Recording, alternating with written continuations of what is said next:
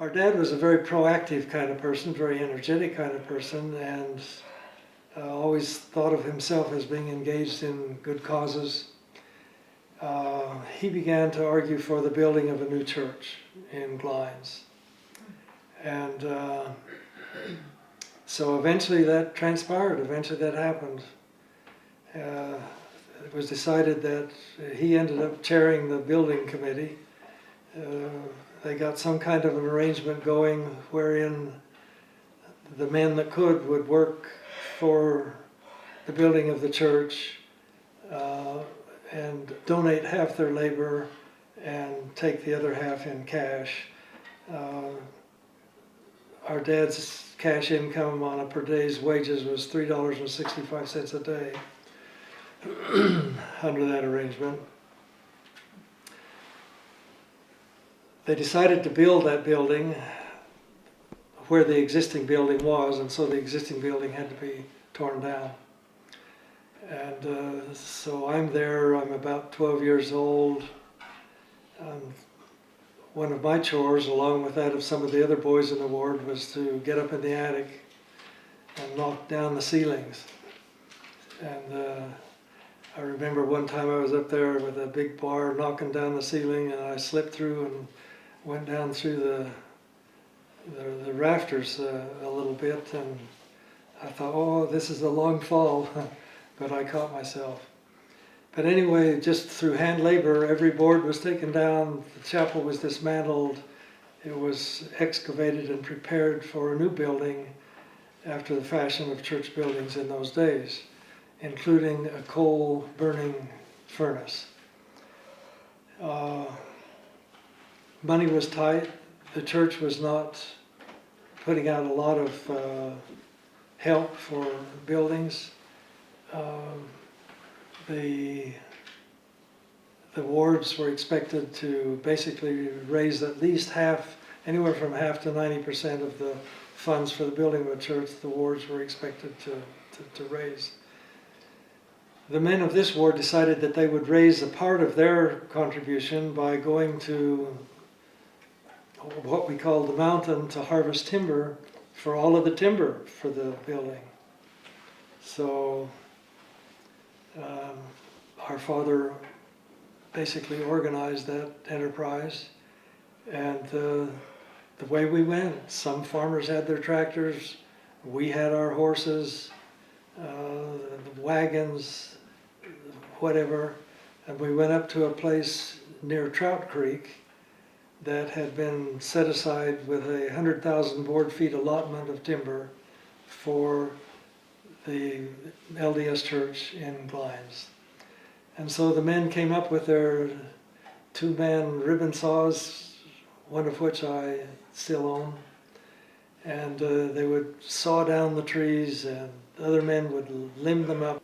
One of my responsibilities was to ride this absolutely magnificent Clydesdale horse that we called Bob, who had never heard the word stop in his whole life.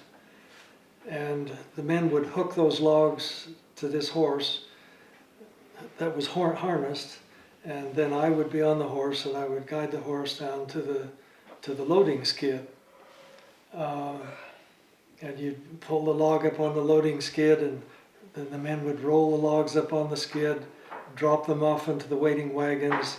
They could put 3 times, sometimes 4 logs onto a farm wagon, and then the farm wagons, usually pulled by a Ford 9N tractor, would a little tiny tractor, would then pull the logs to a portable sawmill that was a couple of miles away. So that's how 100,000 board feet of timber were hauled. There was one monstrous tree that was cut down that, from a 12-year-old's perspective, was really very big. And the base part of it, they estimated, had 700 board feet of timber in one section of a tree. And I remember, well, there was a certain, you know how people have competition today, whose car can go the fastest, what can accelerate the most, and whose tractor can outpull anybody else and whatnot. Well, in those days, the farmers had pride in their draft horses. And so Dad hooked as a team his 2 Clydesdales, which consisted of this horse that I loved, plus a buckskin mare that he had purchased to replace the matching horse that had died a few years earlier, and hooked them to this log with a big chain. And I want to pause just a moment to describe a harness, because you won't understand what I'm saying unless I describe a harness. So the draft horses would have a collar around their neck, and fitted into that collar would be what they called hames. And the hames were metal things with knobs on the top, and to those hames then the tug straps were attached and other paraphernalia to keep the harness up on the horse. Down at the bottom of these hames was what was called the hame strap. And the hame strap would hold the hames together tightly onto the collar so that the horses could tug.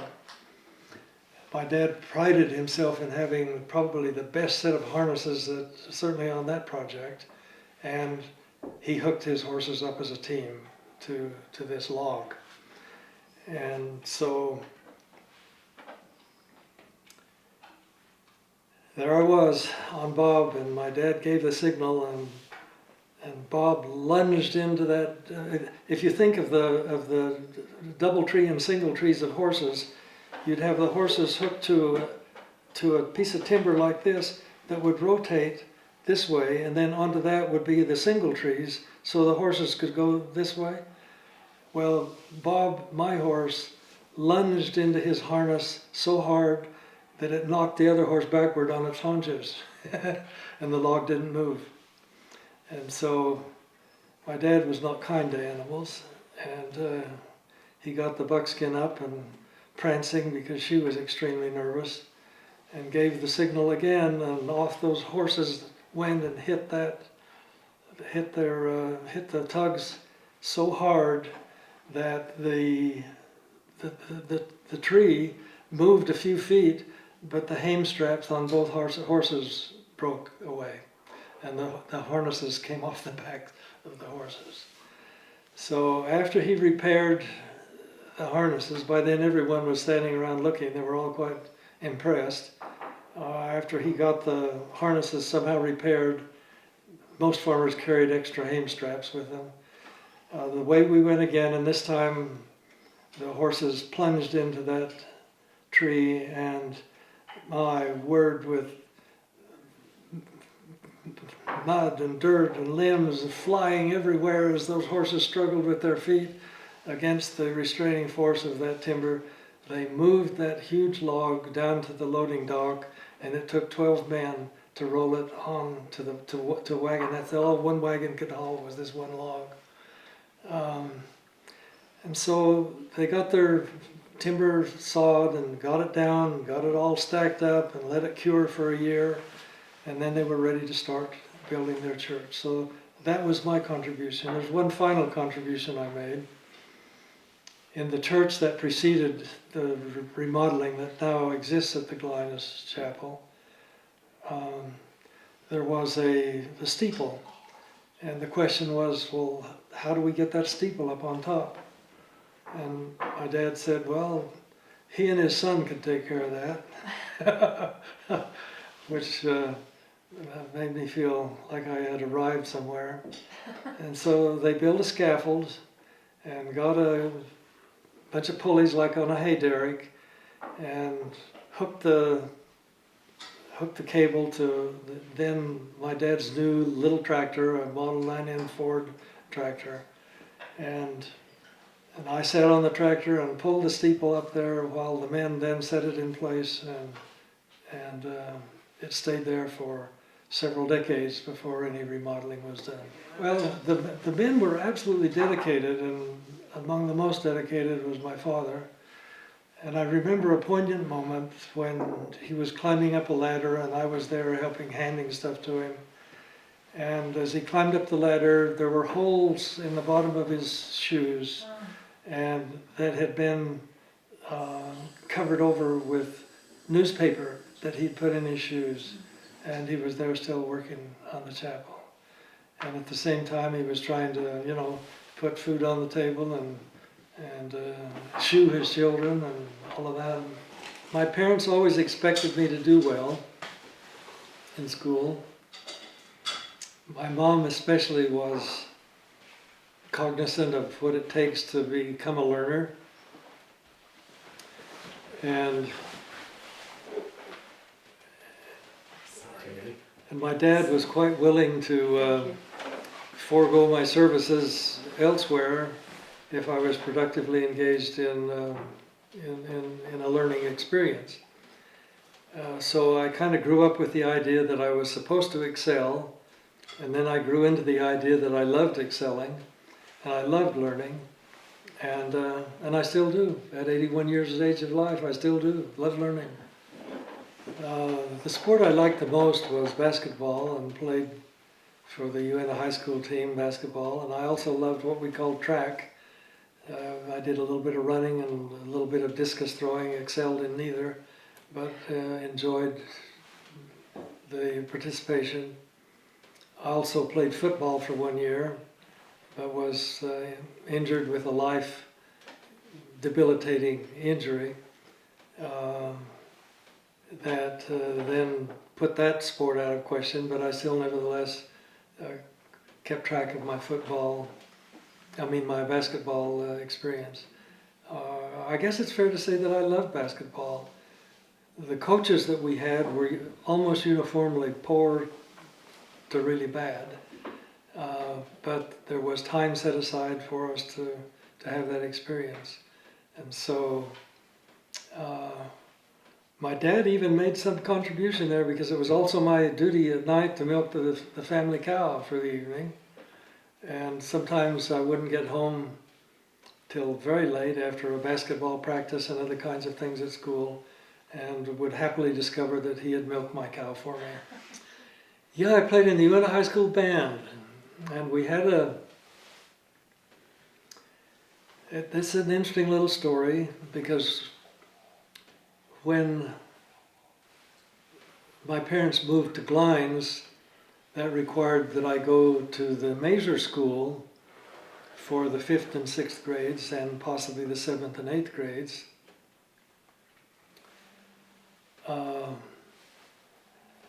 But in the 7th and 8th grades at the major school, there was no music program. But at the junior high school in Vernal, there was a music program. And my Uncle Lloyd Henry, my mother's brother, had a cornet that he played as a youth, that my mom asked him if she please could borrow it. She didn't have money to buy so that's how come I became a cornet player and a trumpet player, is because someone had an instrument, and that's the only thing that I could have. So the question then became, oh, I've got this trumpet now, where will I learn how to play this trumpet? And I did learn to play it a little bit in the 6th grade, but my mom wanted me to go to the junior high school for the 7th and 8th grades rather than the major school, because of the music program. So off I went to the 7th and 8th grades. I had to walk 1.25 miles each way, because the bus service did not take that into consideration. And I became a very unpopular person in my local ward, because all the other kids went to the major school. And I was some uppity person going to the junior high school. But that's how come that part of music became part of my life. And music is something that I've always serious music. MSNBC, the last 2 days, has spent 8 hours, I think, eulogizing this guy named Prince, who just died. Prince? Prince who? Music? They played some of his music. It's absolutely grotesque music from my perspective, because I had learned serious music, even classical music, and it was because of my mom's influence. Mario Lanza. So what kind of music did Melba like?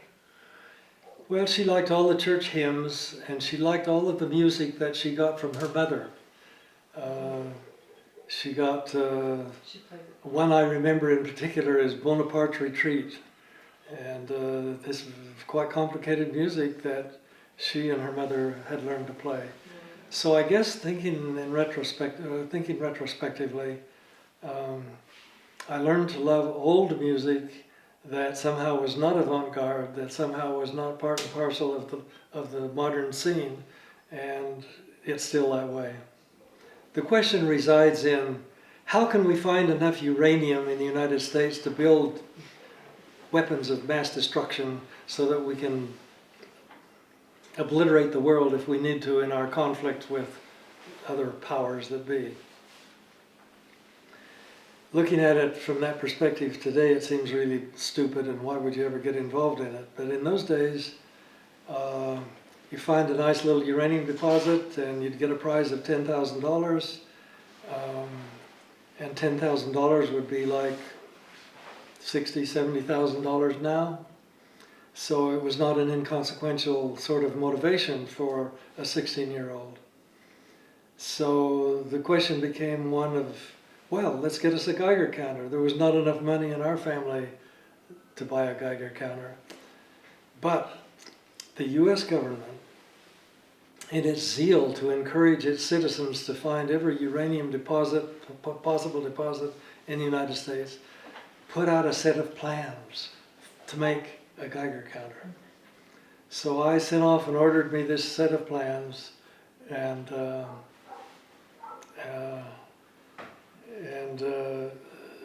I had subscribed to an electronics parts catalog from a place called Allied Electronics. And so I looked at every little thing that was called for, all the resistors and all the transistors and all the tubes and all the detectors and all the circuitry. I made me a big long list of everything that I would need, and I ordered it from Allied Electronics. And it came. And I spent weeks working on that Geiger counter, and I built it in a metal lunch pail. And it worked. In those days, we all had wristwatches with a radium dial, and you put the radium dial up to the detector, and it'd just buzz away. And so I knew that something was working, and hopefully I'd find a big maxi deposit of uranium and collect all the government subsidies that were ever awarded to humankind, kind of idea. So I was there all set, ready to go, and had an accident. And the accident that I had was that I dropped my detector tube, and it crashed on the floor, and it was vacuum sealed. It was made out of aluminum. It was vacuum sealed. It hit the floor and collapsed. And I'm there, I'm 16 years old. I see what has happened to me, and I actually cried. It was just so bad. And the tube cost $25 to replace, and $25 from my wages at 65 cents an hour was, wasn't inconsequential. And then, as in several other significant times in my life, my dad rescued me by giving me $25 to order a new vacuum tube, or a new detector tube. And as soon as the tube came, I put it in its socket. The Geiger counter was working. Glenn Kurtz, whose property we were on out on Brush Creek today, said he thought he had found some what they called yellow cake looking stuff out on property south of Ouray Indian Reservation, or south of Ouray, down on Mini Mod Creek. And so, with my Geiger counter, and with my dad in tow, and with a horse trailer that I had made from scratch that would haul one horse, and a rack for the pickup truck and another would haul another, we took off for Mini Mod Creek to find uranium. And we camped down there for several days and explored a lot of fun and exciting places, and did not find any uranium. out of this Allied Electronic book, they were selling crystals. And you could have a variable crystal that you would have a little needle thing like that you'd find a hot spot on the crystal that would bring in a radio station maybe if you were close to one. But I discovered that if I had a ground and an antenna and a set of headphones, that I could create a circuit with this fixed crystal that would bring in K-Jam full blast 24 hours a day or however often it was worked. And so, I had a camp cot out under a cottonwood tree where I slept in the summertime. So from my long antenna and my ground, my headphones, and this fixed crystal, little diode crystal, I played for 5 years without stopping K-Jam. My mom was born in 1912. I was born in 1935, so what does that make her? 20, 23? So she would be about 23, my dad would be 25, would have been 25. Okay. So I was just like, it would be fun if you could talk about like how you remember your parents when you were little, and then like if they changed at all, you know, by the time they're about middle-aged and like Lorraine and Amber were little. Like did they change or were they more, did they stay the same? Well, I think everyone changes as a function of time and experience and life's imponderables as they occur and happen to a person. I do know that in the early years of their marriage and in the early years of my childhood, the one thing that my mom longed for was a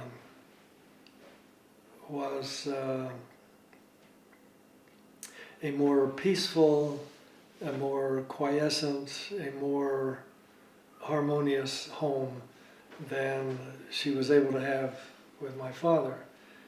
And my father was in many ways, I guess I'm like my father in many ways. He was keen on getting something done, finding some security, taking risks if necessary for the benefit of the family, improving himself and the possibilities for the family, making sure there was always food on the table and opportunities and whatever. And these lifestyles collided a little bit. I later realized in life that it was a cultural dysynchrony between the Goodriches, which were my mother's people, and the Tullises, which were my father's people.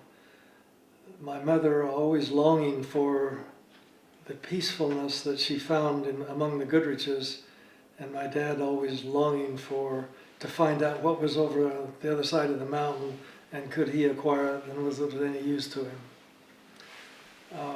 Within that context, my father was, by today's standards, more prone to physical punishment and discipline than would now be acceptable in modern society. And my mother was more concerned about embracing love and always wanting her children to know that she loved us dearly. So yeah, a little bit of conflict, a little bit of dysynchrony, and I suppose I've acquired something of each. Yeah, and perhaps maybe even an earlier memory than that was my dad carving for me a Halloween lantern out of a pumpkin. And he put a candle in it. They lit the candle, and I was so excited about this pumpkin that had eyes and a mouth and a nose in it. And I thought the pumpkin should have a right to see out the window and see what was outside the window. And so I put the pumpkin up next to the window so that it could have a chance also to marvel at the wonderful things in this life. And I set the curtains on fire. And, that was not a happy time. Another early memory is my parents getting me a scooter, one of the little two-wheel scooters that you'd hold with your handle.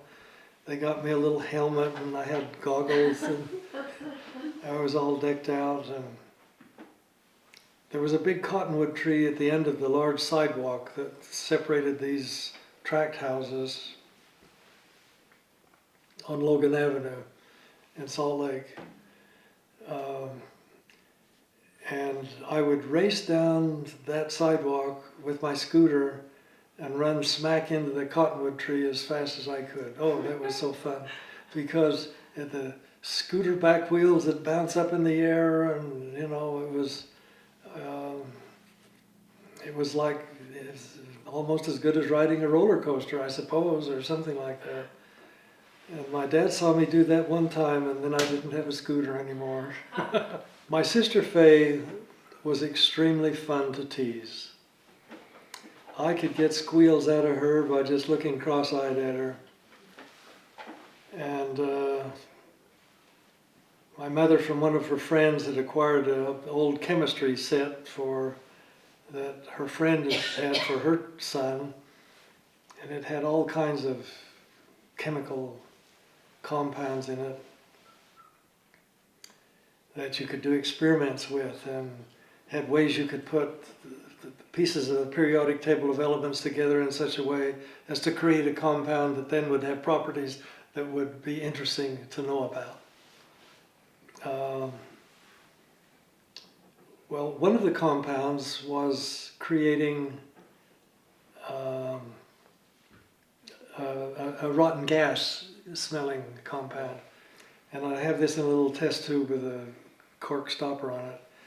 And I could slip up behind my sister when she was not aware of my presence and then hold that vial under her nose.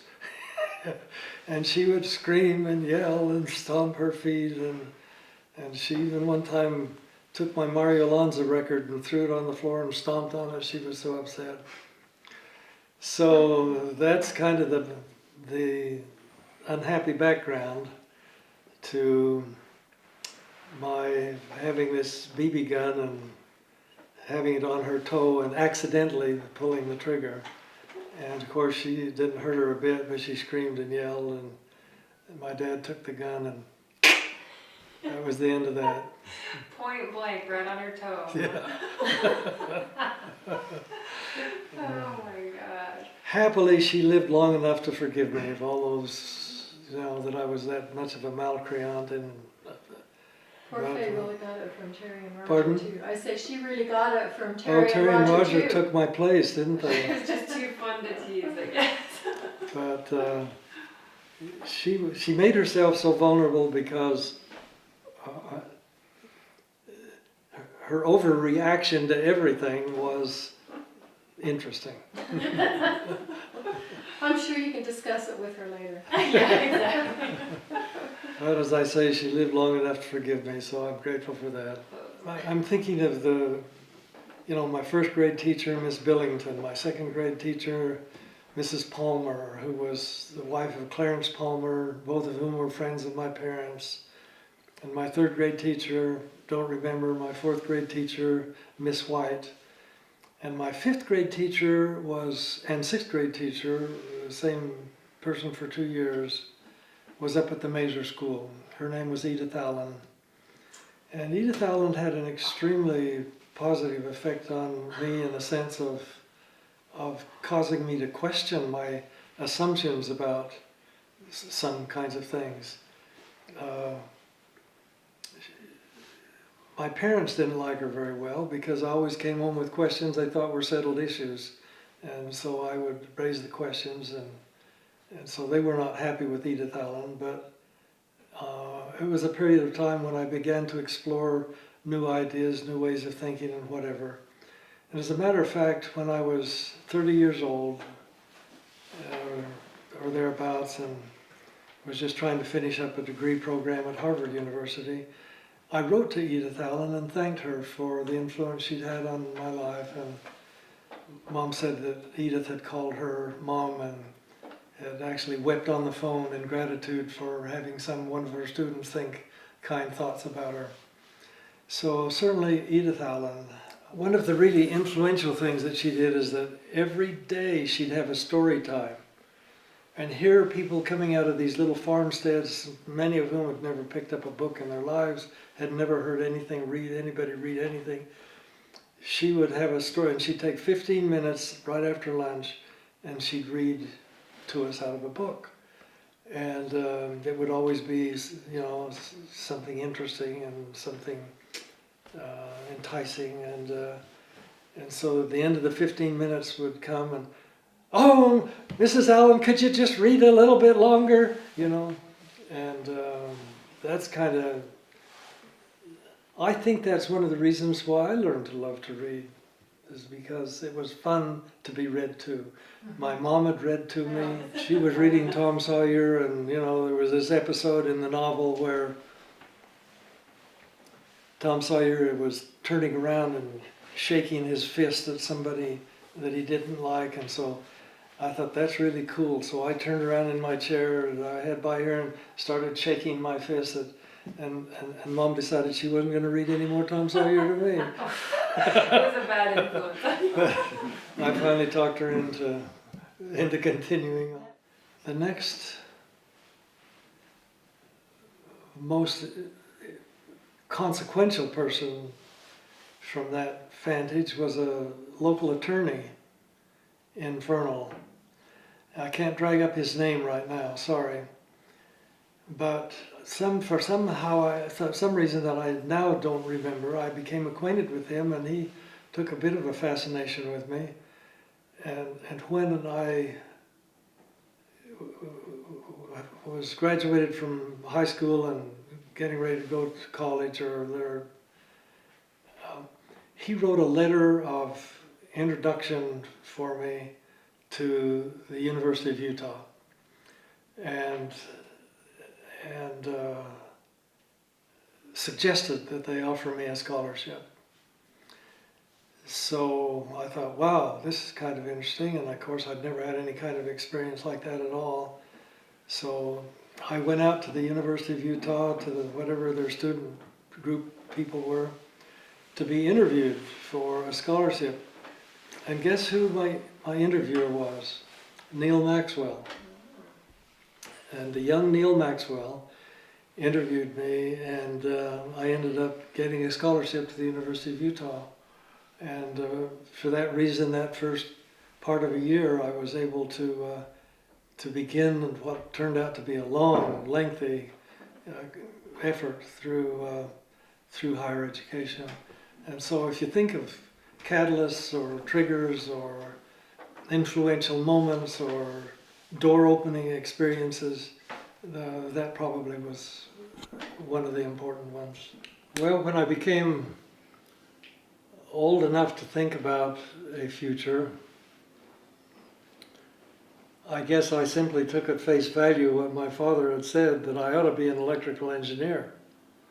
And so that was kind of in my mind for all the years that I had, but then I would take these aptitude tests, and the aptitude tests would steer me to something else because electrical engineering would be too hard for me, and I wouldn't be able to do very well with electrical engineering, they said. And so that caused me to be a little bit disinclined to pursue that further. But in some sense it was a prescient advice for me, because any form of engineering requires a pretty hefty competency in at least applied mathematics. And the mathematics that we had offered at Uinta High School in those days, it was just appalling, absolutely appalling. And so I really was not prepared to go that way at all. And so I really didn't, I went away to Guatemala and Central America on an LDS mission, but I really didn't have a clear view of what to do with my life, and I didn't get much help from my home because neither Mom nor Dad had much awareness of what things out there might be, or opportunities or whatever. And so it was left for the growing period of a mission and coming home and being married to Martha, and then it started to crystallize for me. And what I could see is that in some way, in some form, I needed to take advantage of educational opportunities because I felt that in the field of education, I would find my niche in life. So that's what eventually materialized in our, going to Cornell and to Harvard and to the writing career that I've had and to the professorial career that I've had. So did I have all that planned out from the beginning? I didn't know where I was going, but one thing built upon another in what I now think as being a providential way. What caused me to leave home?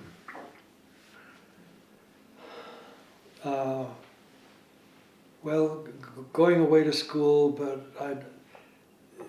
in that 17-year-old period, in a 17-year-old period of time, I did not have a happy coexistence with my father. And there was a time when I felt like I needed to just vacate, but then it was not possible because of the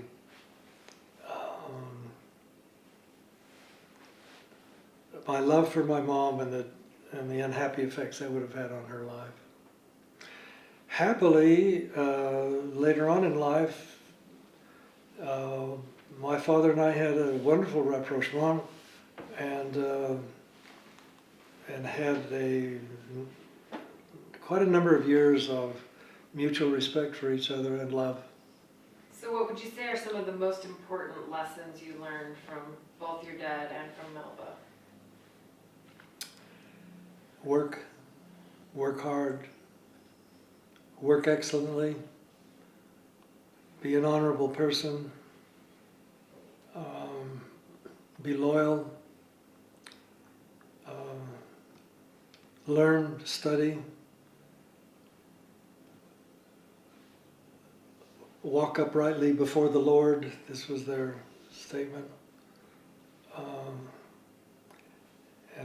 And strive to become as good a person and as accomplished a person as you possibly can. That was what,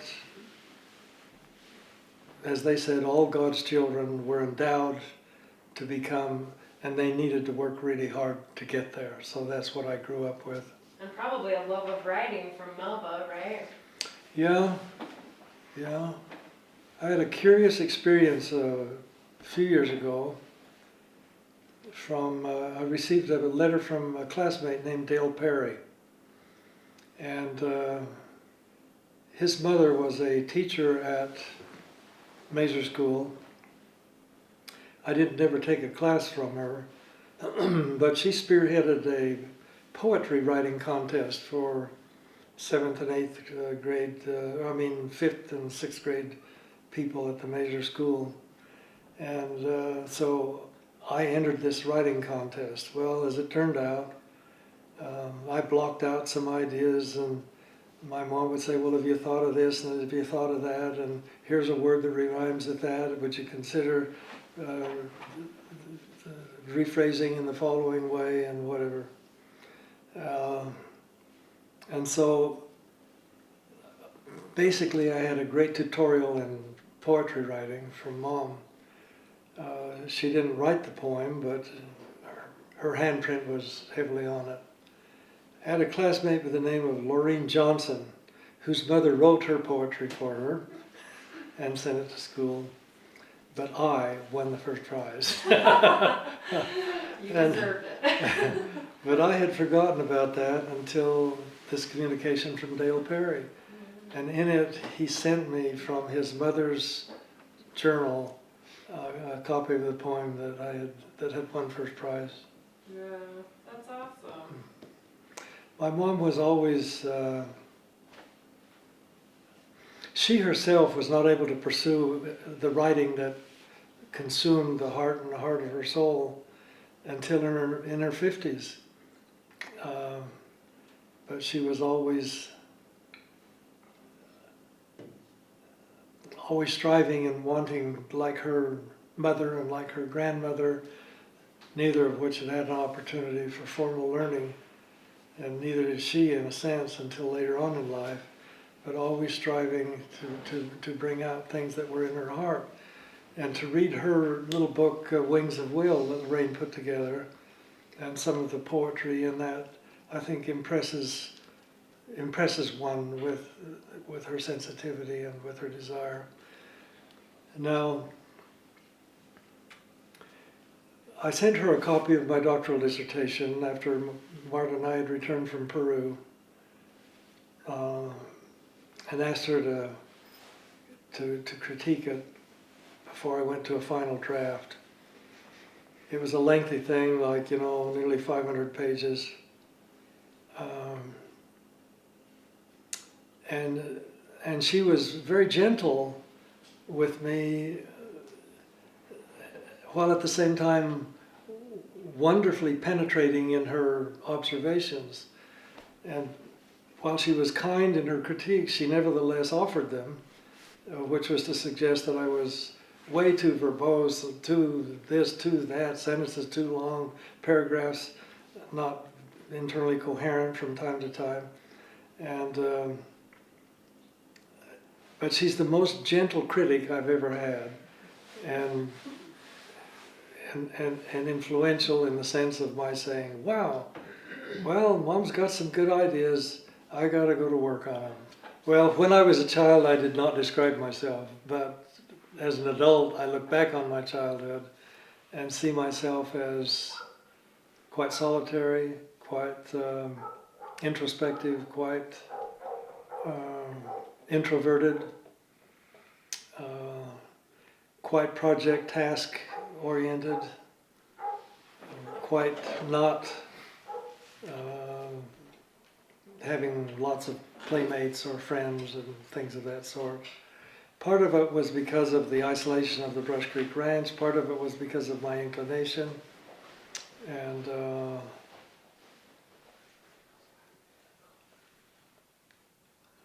my mom told me that when they first moved to Glines, that people my age from the ward would come by and they'd want to play. Play? What's that? You're like, I don't have time to play. I've got projects to I'm building a do. crystal radio.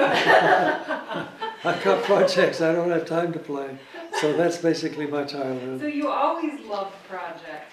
Yeah, I tell Nathan about how when I was growing up, you'd go to work all day and then come home and immediately start like carrying buckets of coal and welding and like to have, the Dodge 600 engine has to be rebuilt and just like really, like it never ended. And so Nathan's like, wow, maybe if we could work as hard as LaMond, we'd actually get something done.